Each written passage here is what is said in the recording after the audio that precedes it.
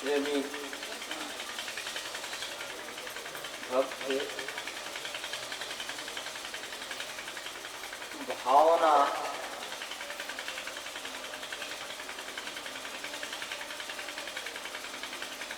को देखते हुए भी तो यहाँ श्रीनिवास जी संगीत सुना रहे थे, तो कला एक कला सिर्फ लोग नहीं है, सबके लिए नर्सरी से लेकर के और मैट्रिक तक का जो क्लास है सारा पर सब पर बोल गए, इसलिए कि सबके लिए बोलना है समूह में। लेकिन यहाँ हमारे उपस्थित होने के बाद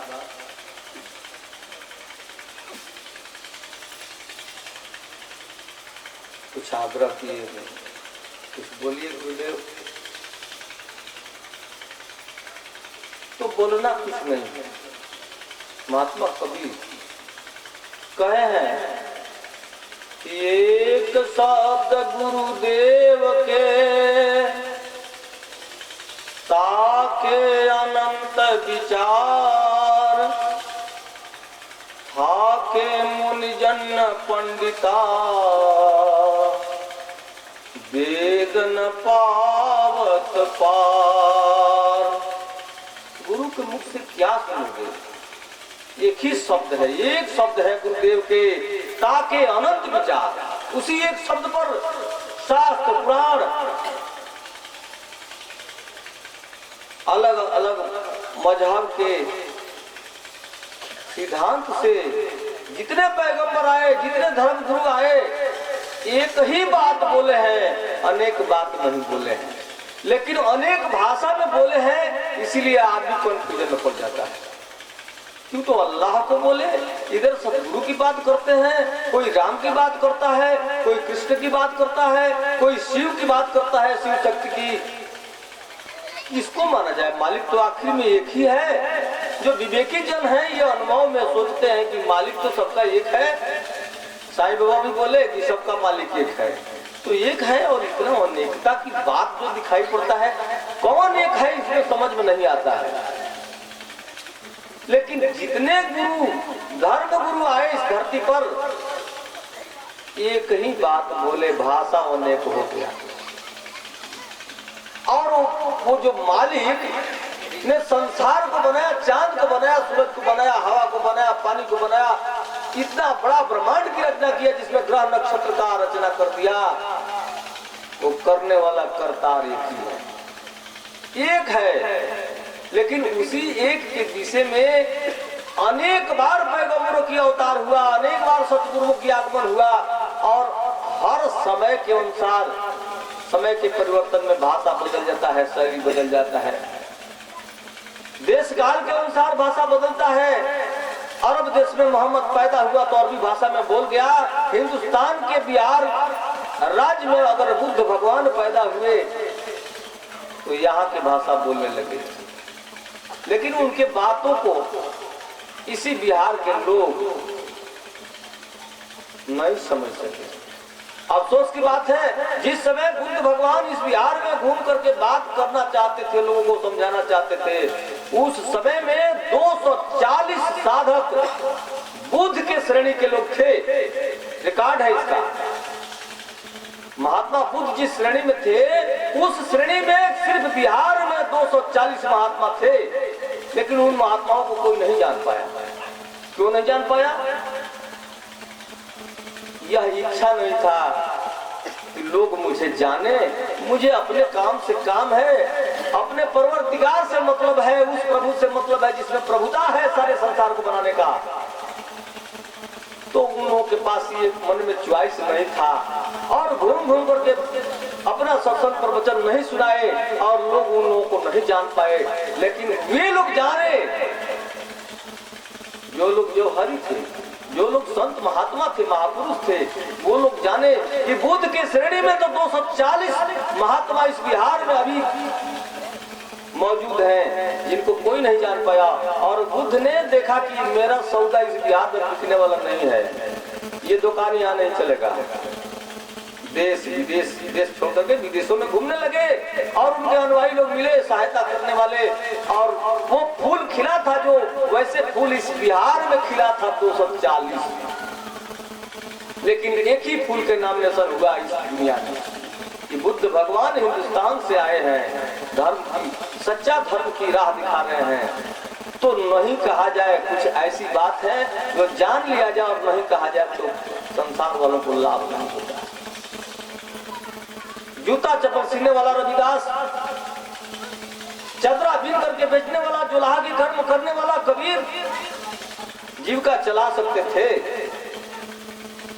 अपने जीविका की व्यवस्था के लिए तो किए थे कुछ।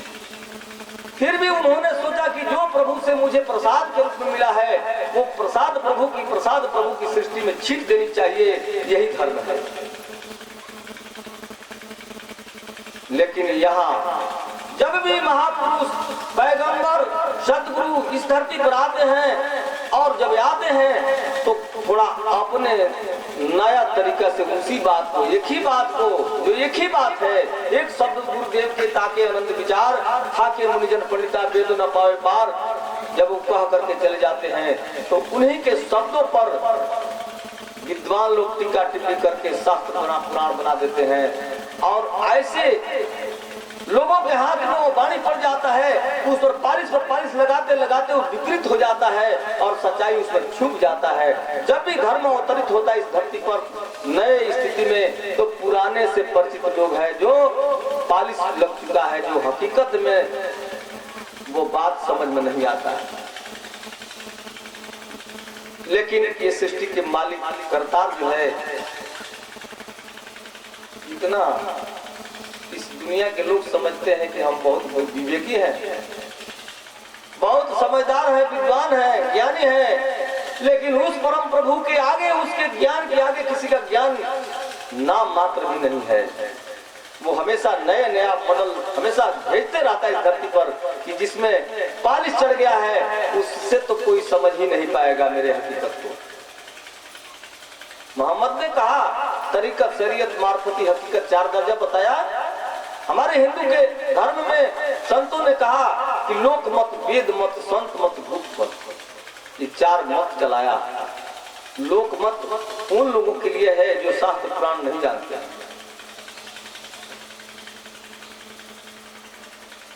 वेद मत जो पढ़ने वाले, शास्त्र पढ़ने वाले हैं, तो वेद तो पढ़ते हैं, लेकिन वेद भी आखिरी में कहता है कि न येति, यह भी नहीं है, जो कहना चाहिए, जो बताना चाहिए, वो बात मुझ में नहीं है।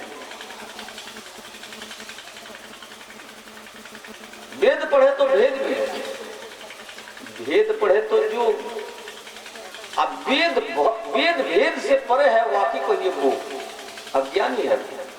न वेद जाना न भेद जाना, भेद तो संतों के पास है, वेद उस भेद को नहीं बता पाएगा। जाना पड़ेगा संतों के पास। खुद वेद व्यास के पुत्र सुखदेव मुनि को वेद व्यास ने भेजा राजा जनक के पास कि पिता पुत्र का रिश्ता है और वो बात नहीं समझ पाएगा।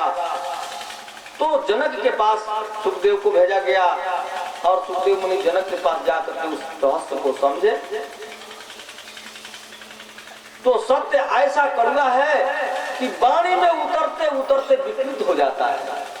इसलिए गोस्वामी तुलसीदास ने लिखा है कि यद्यपि ब्रह्म अखंड अनंता, यद्यपि ब्रह्म अखंड अनंता, अनुभव गम्य भजहि जेहि संता।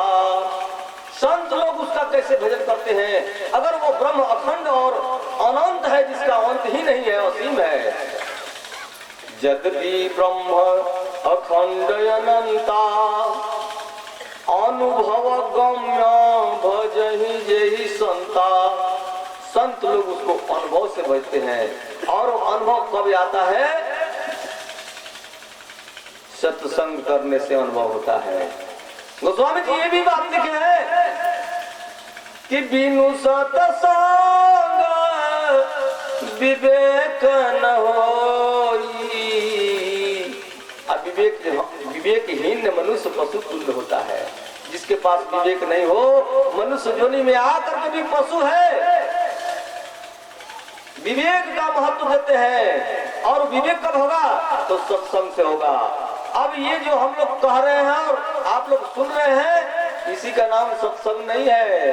सत्संग करने के लिए गुरु करना पड़ेगा। ये सत्संग है। इसका नाम परवचन है। पर मैंने दूसरा और वचन मैंने बोली। ये दूसरे के कहा हुआ बात कहा जा रहा है, या दूसरा बोल रहा है, तीसरा सुन रहा है। ये परवचन है। सत्संग तो सीखना पड़ेगा। और सत्संग कहाँ मिलेगा? तो कृष्ण गए संदीपनी के पास सत्संग जानने के लिए, राम गए वासिष्ठ के पास सत्संग जानने के लिए।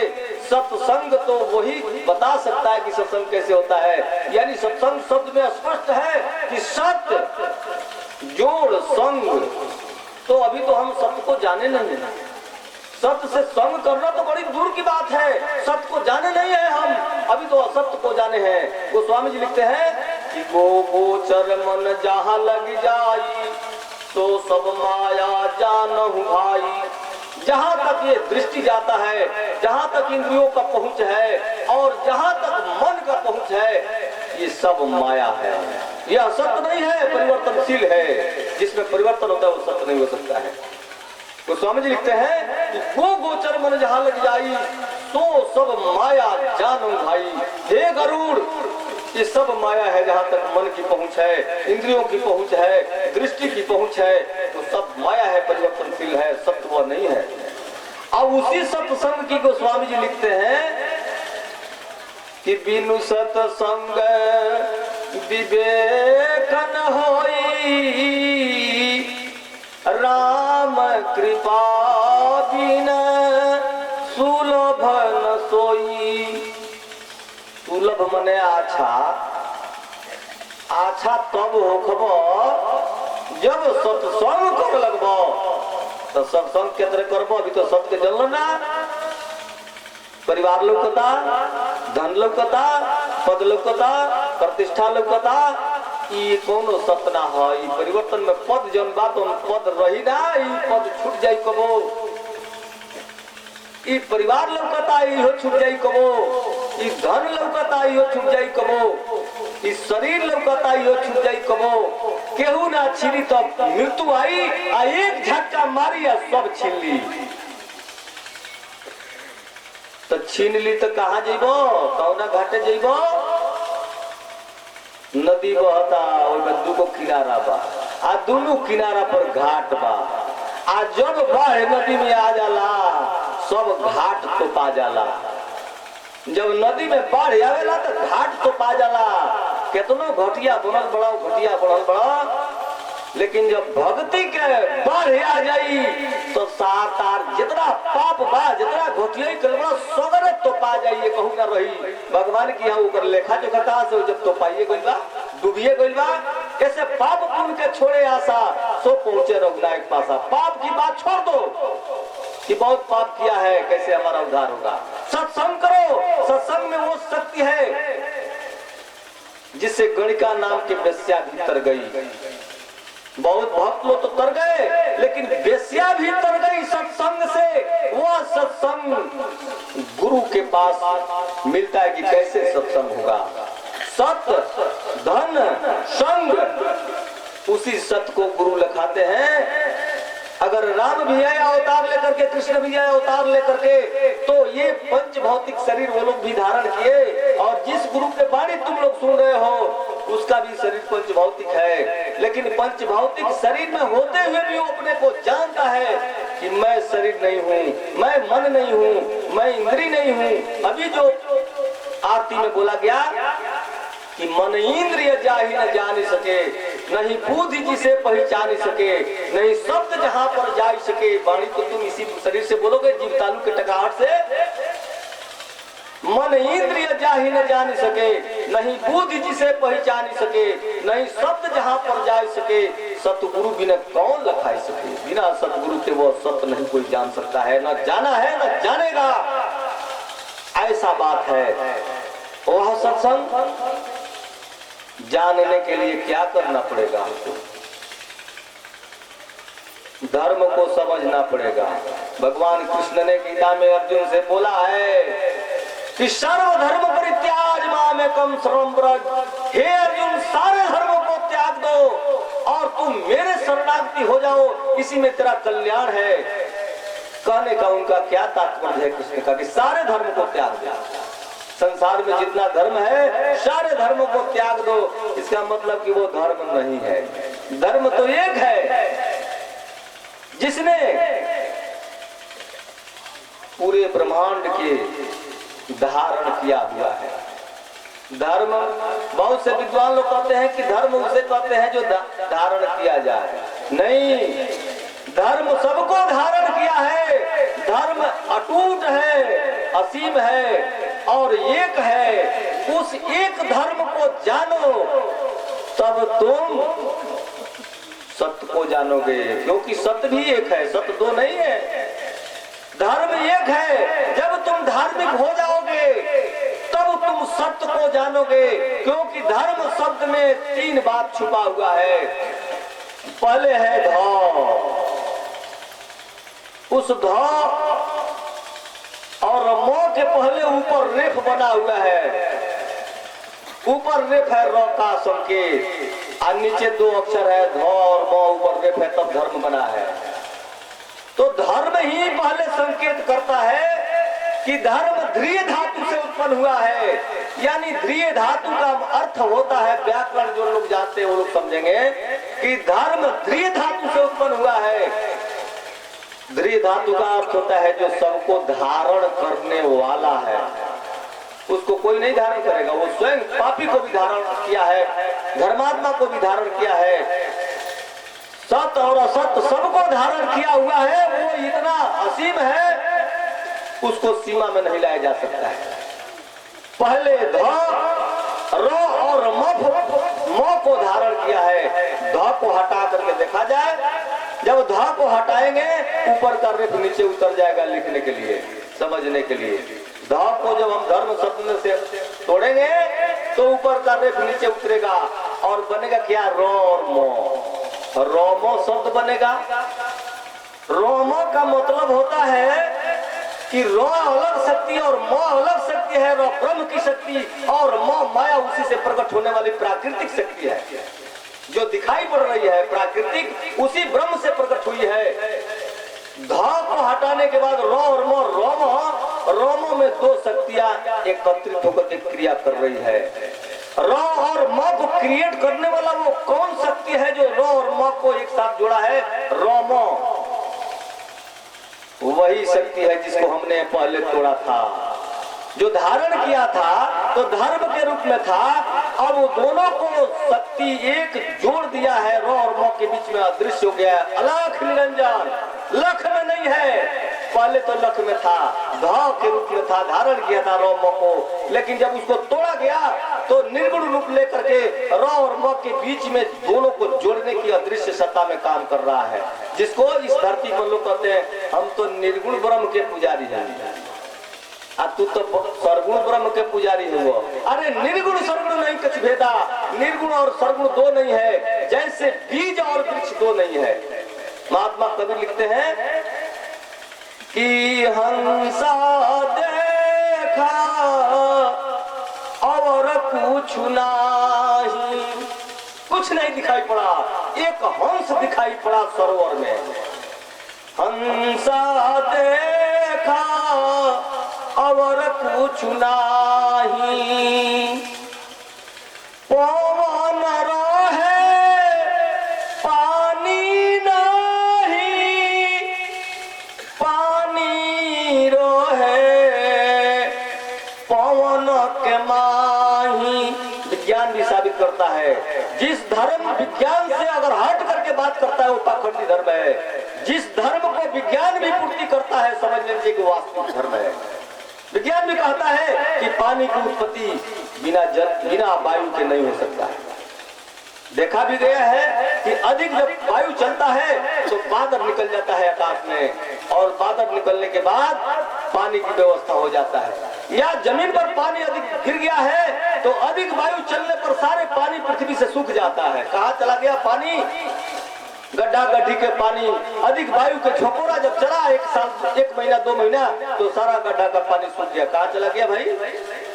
वो गया है हवा में विलीन हो गया है, और हवा से बादल बनेगा और फिर बादल बनकर के नीचे गिरेगा। कहते रहे कि पवन रहे पानी नाही, अरे हमने के दैया पानी से बनल बा, लेकिन ये दैया के पवन चलावता, सास ना रही तो ये दैया ना चली। हमें कुछ देर पहले बोल गए हैं श्रीनिवास, ये ई ना रही तो राम नाम सत है, वो बड़ा मन परी सत बात तले लेके मन पर, जब सत हो जाई तब मन परी सातवा चलत तले सत लेके बुझा। पवन धारण किया, इस जल से बनने वाले शरीर को धारण किया हुआ है। पवन रहे पानी नाही, पानी रहे पवन के माही, हंसा देखा और कुछ नाही, बीज रहे वृक्ष नाही, वृक्ष रहे बीज के माही, हंसा देखा और कुछ नाही, जहाँ खुदता खुदा नहीं, जहाँ खुद है वहाँ खुदा नहीं, जहाँ खुदता खुदा नहीं, खुद बसत है खुद के माही, हंसा देखा और कुछ नहीं, कहत कबीर हम नहीं, पत्र कि हम उमर नहीं जात तू बुझता रहो, मुझे तरह की जो लावा हो जगह में बेचे वाला तो हम उमर नहीं खी, जो लावा ना हमी। कहत कबीर हम उहवा नहीं, हम हूँ बसत है पुरुष के माही, हंसा देखा और कुछ नहीं। हम तो पुरुष में निवास करिले, हम पुरुष में जाके विलीन हो गई, अब पुरुष आके ये शरीर में प्रकट हो गई। तो एक जगह लिखत रहे कबीर कि पहले मैं था तब गुरु नहीं, अब गुरु है मैं नहीं। कबीर विलीन हो गया उस पुरुष में, और पुरुष बोलने लगा कबीर जिसमें था उस चोला में। इसलिए कबीर पंथी लोग कहते हैं कि सतगुरु तो वही एक तो पैदा हुए, कोई नहीं है। अरे पागल, मोहम्मद के अंदर भी वही सतगुरु बोला था, कबीर के अंदर वही सतगुरु बोला था। और जहां तुम लोग सुन रहे हो बाणी कि किसी व्यक्ति की बाणी नहीं है, वही सतगुरु बोलता है। लिखते हैं कबीर कि सब घट मेरे साइया सुनी सेज न कोई, सब घटों में मेरा स्वामी है जिसमें मैं लीन हो चुका हूँ, जिसमें मैं विलीन हो चुका हूँ, वो मेरा स्वामी सब घट में निवास करता है। सब घट मेरे साइया सुनी सेज न कोई, बलिहारी वो घट के जा घट प्रकट हो। कहते हैं कि उस घट की स्तुति मैं करता हूँ जिस घट में मेरा स्वामी मेरा सतगुरु प्रकट हो गया। सतगुरु इस धरती पर आते हैं तो नहीं कोई पहचानता है, और साधारण मनुष्य के तरह से उसको समझ करके साधारण व्यवहारों में उस सतगुरु से वंचित रह जाता है, और उस परम पुरुष अविनाशी के दया नहीं पा सकता है, और इस संसार में 84 के गोता खाता है। मालिक ने सबको एक इंसान बनाया, न हिंदू बनाया न मुसलमान बनाया, लेते ही जन्म पड़ गए जाल मजहब की, कानों में गुजरने लगे सुरताल मजहब की। मजहब के ख्याल वालों ने इंसान को शैतान बनाया, स्वर्ग जैसे धरती को श्मशान बनाया। कुरान की आयत से जो आवाज है आती, गीता भी हमें वही रोज पाठ सिखलाती कि सबका मालिक एक है, एक का बंदे हो जाओ, और उसी एक का भेद गुरु बताता है। एक शब्द गुरुदेव के ताके अनंत विचार, थाके मुनिजन पंडिता, वेदो न पावे पार। वो एक शब्द गुरुदेव का कौन है? एक शब्द से कितना बात समझ में आएगा। कोई संत कहा है, अपना नगरी के रहिया भुला गईल तू, जहाँ के तू हौ तहाँ के हाल भुला गईल बड़ा। आज जहाँ बसल बड़ा मुरघटिया में, एक नावे हम मृत लोग चाहे मुर्दा लोग, मुर्दा एक दिन हो जाए के परी। इतहार गांव ना हो। ये जीव, गोस्वामी जी लिखत रहे कि ईश्वर अंश जीव अविनाशी, ईश्वर का अंश जीव है और ये अविनाशी है, कभी मरता नहीं है। फिर भी तुम मृत्यु देखते हो और मृत्यु से भयभीत हो गए हो कि हम न मरे, हम न मरे। अरे तुम तो कभी मरता ही नहीं है, लेकिन यह बात तो किसी गुरु से समझना पड़ेगा। तुम जिसको मरते हुए देखता है वो तुम नहीं है, तुम अपने रूप को भूला गया है। तो ब्रह्मानंद जी लिखते हैं कि नजरों से देख प्यारे क्या रूप है तुम्हारा।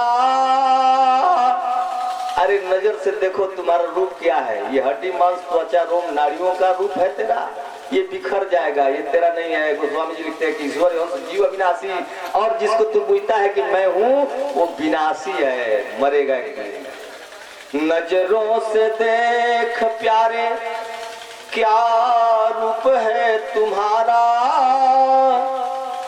अपने को भूल तन में बाहर फिरे गंवारा, अपने को भूल तन में बाहर फिरे गंवारा।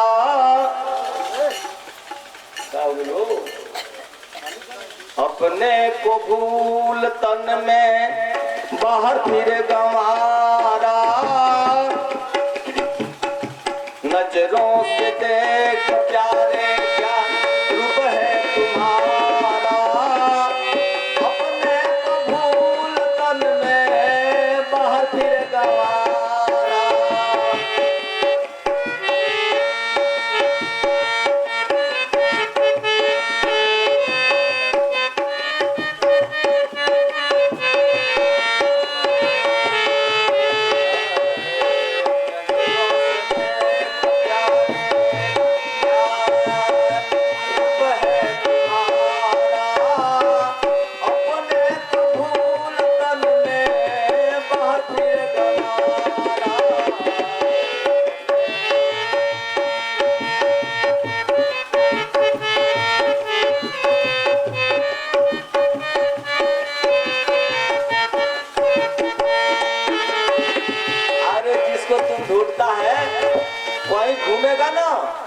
पता नहीं चलेगा।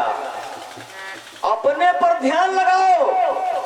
ध्यान कहीं दृष्टि तुम्हारा संसार पर है, बाजार पर है, परिवार पर है, पद और प्रतिष्ठा पर है। दूसरे पर दृष्टि रखने वाला सांसारिक जीव कहलाता है, और स्वयं पर जो दृष्टि रखता है वो सन्यासी कहलाता है। ये परिवार से कुछ लेना देना नहीं है। सबसे बड़ा झमेला है तेरे अंदर।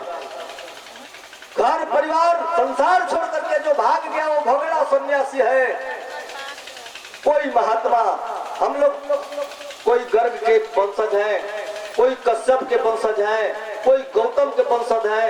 ये गोत्र जो कहलाता है, गोत्र माने वंशज, गर्ग, गौतम, सांडिल, कश्यप, ये सब महात्माओं का वंशज। अरे पागल, अगर महात्माओं के पास परिवार नहीं होता तो तेरा वंशज कैसे चलता?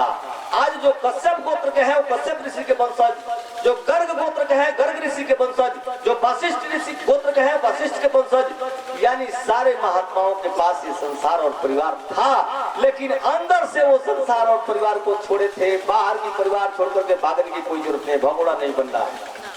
अपने को भीतर से अपने आप पर दृष्टि जिसका हो जाए तो बाहर खोजने वाला काम बंद हो जाएगा।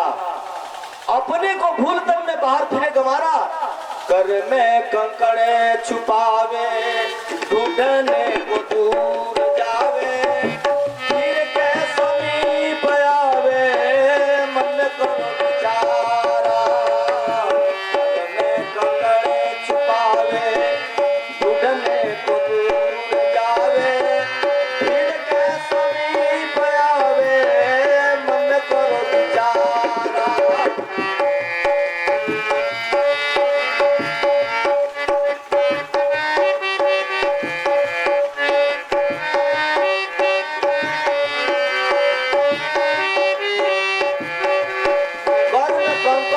जिसको खोजता है वो उसके मुठिए में है, पासे में है। जैसे मृग नाभि में सुगंधी, सूंघे वो घास गंधी, दुनिया सभी है अंधी, समझना इशारा। नजरों से देख प्यारे,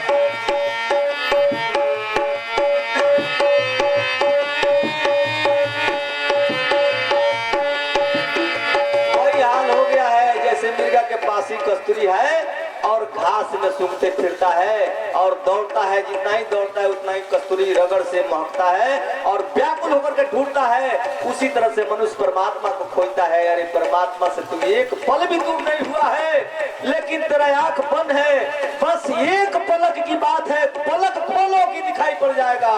कहीं जाना नहीं है, तेरे ही पास है। भगवान कृष्ण ने कहा है गीता में, नाना शास्त्र पठेल लोकेन नाना देवत पूजनम, आत्मज्ञान बिना पार्थ सर्व कर्म निरर्थकम। आत्मज्ञान के लिए कहीं जाना नहीं है, स्वयं आत्मा मने अपने को, स्वयं को जानना, जानना मने ज्ञान। पलक खोलो, अज्ञान की निद्रा से उठो और ज्ञान की जागृति में आकर के आंख खोल करके देख लो, जिसको तुम ढूंढते हो तुम नहीं है। मृग नाभि में सुगंध, सूंघे वो घास गंधी, दुनिया सभी है अंधी, समझना इशारा। नजरों से देख प्यारे क्या है।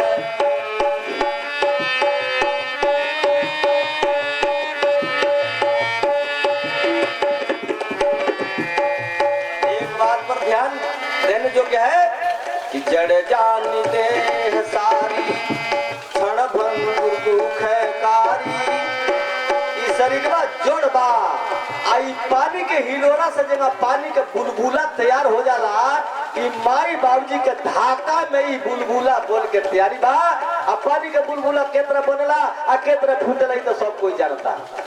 बनल बा धाका से पानी के हिलोरा में, हवा लगी गोब जब फूट जाई वही गानी गायब हो जाई एक दिन पानी के बुलबुला।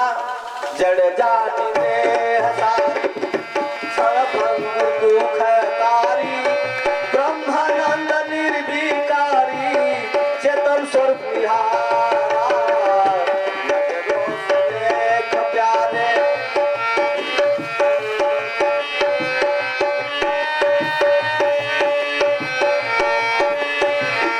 अरे चेतन जो है, गोस्वामी लिखते हैं कि ईश्वर अंश जीव अविनाशी, चेतन अमल सहज सुख राशि, साफ लिख दिया है। और पागल की तरह से आदमी समझ नहीं पाता है उनके बात को। अगर समझ में रामायण की एक भी चौपाई समझ में आ जाए तो उद्धार हो जाएगा। एक भी बात गीता के श्लोक समझ में आ जाए तो उद्धार हो जाएगा। कहते हैं कि ईश्वरीय अंश जीव अविनाशी, नाश नहीं होता है। लेकिन कब समझ में आएगा? तो चेतन अमल सहज सुख राशि।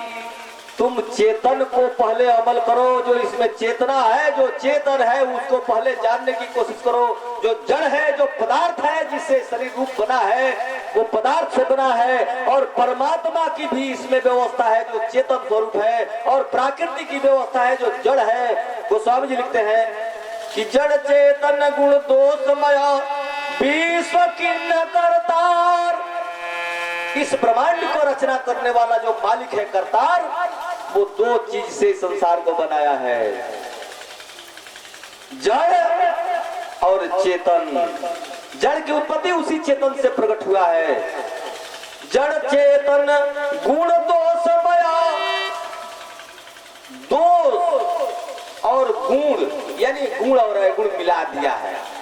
और क्या मिलाया है? जड़ और चेतन मिला दिया है, मिला दिया है मिक्सचर करके। बिना पानी माटी मिलौले कौन रूप बनी? तो मलिकवा जो बनल बा वो बड़ा होशियारी से बनल बा कि जड़ आ चेतन एके में सान देले बा, आ गुण है अवगुण वो सान देले बा एके में। मनुष्य के अंदर गुण होला तो अवगुण होला, अवगुण होला से में गुण होला। लेकिन अवगुणी आदमी खाली अवगुण निहार फिरला, गुणी आदमी खाली गुण निहार फिरला। जब बहुत लोग बैठल बा कहत हो कि बहुत बौसतर है, अपने ज्ञाने निकल लोग को समझाओ तरह ये अवगुणी आदमी के गुण है। आ गुणी आदमी आइलो तो खूब गुरु जी कहत रही बड़ी बढ़िया बढ़िया बात कहत रही, ये गुणी आदमी के गुण है। आई दोनों एके में सारल बा सबके में बा। जौन अधिका होई गुण अधिका होई तो गुण खोजत फिरी, आय गुण अधिका होई तो आय गुण लोग के खोजत फिरी। ऐसे कबीर कहले कि निंदक नियर राखिए आंगन कुटी छवाए, निंदा करवला के लगे राखो, खूब इज्जत करो। काहे? आ तो दोनों हमरा में बाटे। आउ निंदा करी तो कम से कम उबावे जो बौर का तावना से तो पहुंचे के कोशिश करे हम दोनों में हमरा में। तो जड़ चेतन गुण दो समय विश्व की न करतार, संत हंस गुण गहाई परिहरि बार अधिकार। कहते हैं कि परमात्मा ने जड़ और चेतन को मिलाया, गुण और अवगुण को मिलाया और सृष्टि किया वो करतार ने। जड़ चेतन गुण दो समय एक ने मिला दो, विश्व की न करतार। अब पूरे विश्व का रचना किया वो मालिक। लेकिन संत लोग क्या करते हैं कि संत हंस गुण गहाई परिहरि पार अधिकार। जैसे हंस पक्षी के अंदर एक गुण है कि दूध और पानी मिला दिया जाए तो पानी को छोड़ देता है और दूध को पी जाता है, वैसे संत लोग परमात्मा ने सृष्टि को जड़ और चेतन से बनाया, अवगुण और गुण मिला करके बनाया। लेकिन संत लोग हंस के चाल अपना लेते हैं और गुण को ग्रहण कर लेते हैं, अवगुण को छोड़ देते हैं। इसलिए वो संजल पुरुष महात्मा परमात्मा के भक्त हो जाते हैं। इसलिए राम भी गुरु के पास गए, कृष्ण भी गुरु के पास गए। इस धरती पर जिन्होंने पुजाया है वो गुरु के ही वाणी का अनुसरण करके पूजा हुआ है उसका, और देवता की तुल्य पूजा हुआ है जो मनुष्य रूप में होते हुए भी। लेकिन यह राक्षस और अज्ञान और अवगुणी विचार धारणा वाले लोग इस रहस्य को नहीं समझ पाते। इसलिए एक शब्द गुरुदेव के, एक शब्द है सत। कैसे जानेंगे उस सत्य की संग कैसे होगा? उस सत्संग के विषय गुरु बताते हैं। ये सत्संग जो सुन रहे हो ये सत्संग नहीं है, इसका नाम प्रवचन। सत्संग तो सत्य इशारा से गुरु बताता है, और जानने वाला उस गुरु के इशारा को जब समझ जाता है तो उसी सत्य से अपने सूरत को जोड़ देता है, संग करने लगता है। और वो सत्संग करते करते उसके अंदर विवेक प्रकट होता है। नरेंद्र को जब विवेक पैदा हुआ तो रामकृष्ण परमहंस ने नाम रख दिया विवेकानंद। तुम्हारे अंदर जो विवेक से आनंद आ रहा है, हे नरेंद्र, अब तो तुम्हारा नाम विवेकानंद रहेगा। तो विवेकानंद ने दुनिया के कोने कोने में घूम करके उस प्रवचन के माध्यम से सत्संग पर प्रभाव डाला। सत्संग सीखना है, जब तक सत्संग नहीं जानेंगे और सत्संग वेद शास्त्र पुराण पढ़ने से नहीं होगा। एक शब्द गुरुदेव के, वो एक शब्द जानना पड़ेगा, एक ही शब्द। गुरु जी क्या कहेंगे? एक ही शब्द तो कहेंगे, और बहुत बोलेंगे तो रात दिन बोलेंगे, लेकिन एक शब्द पर बोलेंगे अगर गुरु जी है तो। अगर विद्वान है, पंडित पुरोहित है तो वो 10-10 दिन बोलेगा, लेकिन अनेकों शब्द पर बोलेगा, वो एक शब्द पर नहीं बोलेगा। गुरुदेव तो एक ही शब्द पर बहुत से बातों की प्रमाण लेकर के देंगे। अपना नगरी के रहिया भुला गईल तू, दूसरा नगरी में आके लोभा गईल तू। अविनाशी के नगरी छोड़ के अब विनाशी मृत लोक में तू लोभाई लड़ा। अपना नगरी के रहिया भुला गईल तू, दूसरा नगरी में आके लोभा गईल तू।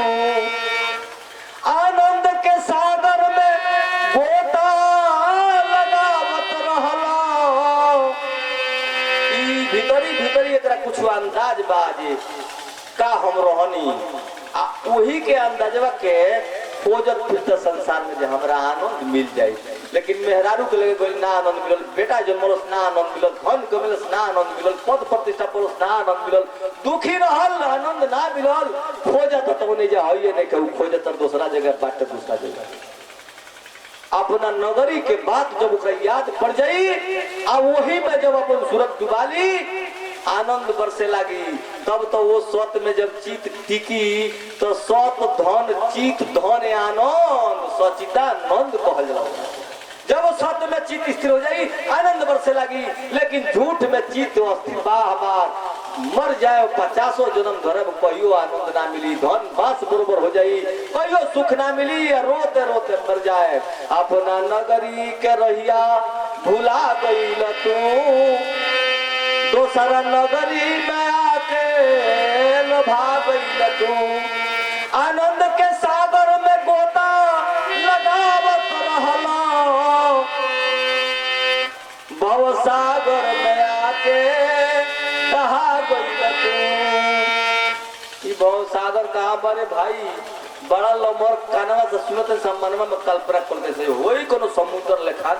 अरे समुद्र लेखान कहबे हई श्रीनिवास जी बतौले है, लेकिन केहू को बुझाइल हो केहू नहीं बुझाइल, तनी हम ऊपर दूसरा तरीका से बोल तनी वो अपना फार्मूला बोले, हम ओकरा अपना फार्मूला बोल तनी है परिया से हई हमनी के अखिया के ऊपर का कह देला तो भौं कह देला, भौं भौंवा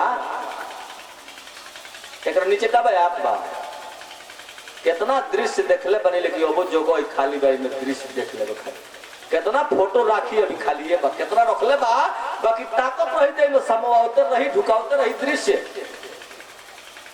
ई भौवा के नीचे बा आ ओकरो नीचे नकिया बा, कितना महकल बसाए, लेकिन ओकरा बाद ओकरा महकल बसाते रही। ई भरी ना कहियो हयो ना भरल, अखिया से देखते देखते ई भरबे ना कइल और ई समाई दृश्य तबो ना भरी, बसाइल महकल जिंदगी भर ना ओराई, इहो ना भरल कहियो। ओकरो नीचे एगो औरी बा है जो रोज दूध बरम मारत टपटप, इहो ना भरल कहियो। ओकरो नीचे अब का गिराव जाई बहुत बा अंदाजे से पूछ लो बनी कहियो भरल ना भरी, ई सागर खानी अथाह मामला बा, एकरे ना हो बहुत सागर कल्पना कइले बड़ा जो पैबा पार करे के बाबा जी के बाछी दे दे, बाछी दे पानी दे के हर के लिसन ओकरा ले तो बढ़िया बा, जे भैंसा दे दे तो दाल तो पानी में हड़ा के डूब जाई त पार कटी, बाछी से निकली ऊ बाछी तो पानी दे के हर के जली सन, भैंसा तो बड़ा तो दान करो तो कोनो बाबा जी लोग किसी ये लोग मत भाई हमरा तो गाड़ी तो सुनबे कर ले, लेकिन तरकी भर आ गेले तो कह देनी हो ई चुतिया बनावे वाला कौन जो भाई तारा 2 रुपया के काम बा, जजमान से तो जज तो मन बोल ही बड़ा ओकरा से जे हमरा के ते हमर जजमान होई, माने हम जज हवी, हमरा के जज मानिल स्ते ते मानने वाला इस जजमान होई आ हम तोर के हवी आ तो ऊपरे ऊपरे ही तो ऊपरो ही तो भीतरी से दुख पड़ी तो ना तोरा काले आए, ऊपरो ही थवे मना हो ऊपरो ही हम ऊपरो इति कहले बे तोरा यहाँ भीतर इति नहीं कहले ऊपरो इति कहले बे। अब मेरा घर आई